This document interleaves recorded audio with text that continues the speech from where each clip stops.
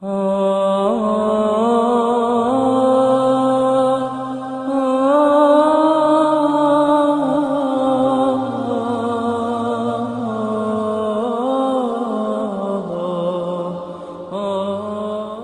alaikum. I am Shudeepto Ariquzzaman, Vice President of a Rohingya organization called the Campaign for Justice and Rehabilitation. We are working for the development and education of the Rohingya community in Bangladesh.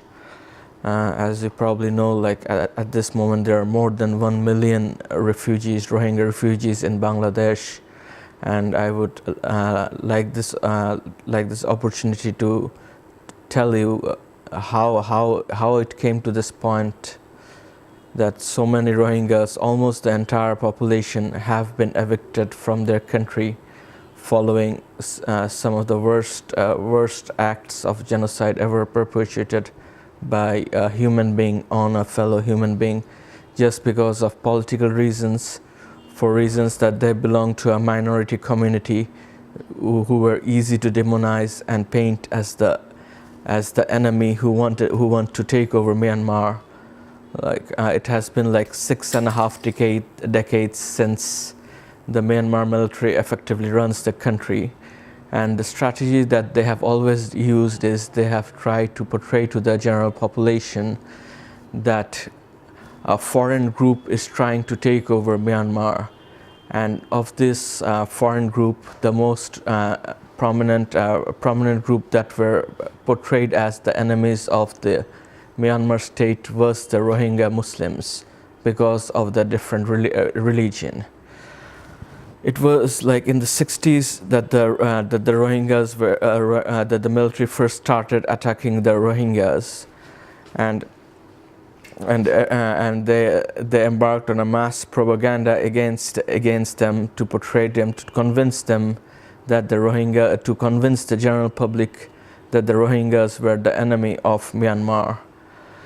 And the propaganda has actually been so successful that today, like about 65 years later, much of the Myanmar society is cheering at the genocidal acts carried out by the Myanmar army and their cohorts.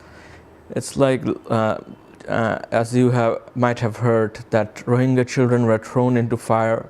Just yesterday we met a relative of a woman who was killed during gang rape, and after that the military stepped on her 7-month-old son and killed him too, just to strike terror among the other women prisoners who were held there and who were continuously being raped. The army did not discriminate between men, women, and children when they fired into the villages. They used rocket launchers, they used helicopter gunships on civilian areas, intentionally trying to kill as many people as possible. And now, so what has happened is that the entire Rohingya population, when I say entire Rohingya population, it really means that the entire Rohingya population in the bordering townships of Mongdu, Buchidong, and Rachidong, where this latest operation took place in August 2017.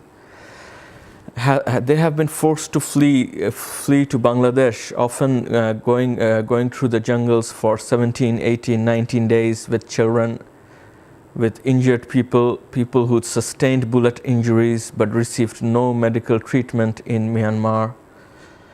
And now, they're living in terrible conditions in Bangladesh. So, we don't really know what is the solution to the crisis. So I would request my brothers and sisters all over the world to come up with a solution, think about a solution to save this Rohingya community. There are still some Rohingyas inside Arakan, deep in the southern townships, where they're virtually held as prisoners because they're blockaded in Rakhine majority areas, where anti-Rohingya sentiment is very strong, and they're basically being held as hostages, as a bargaining chip. So the situation is very terrible, and we must come up with a solution against a government that is not really have been receptive to any sort of dialogue till date. So hopefully, inshallah, we must find out a way to save this Muslim population of Myanmar.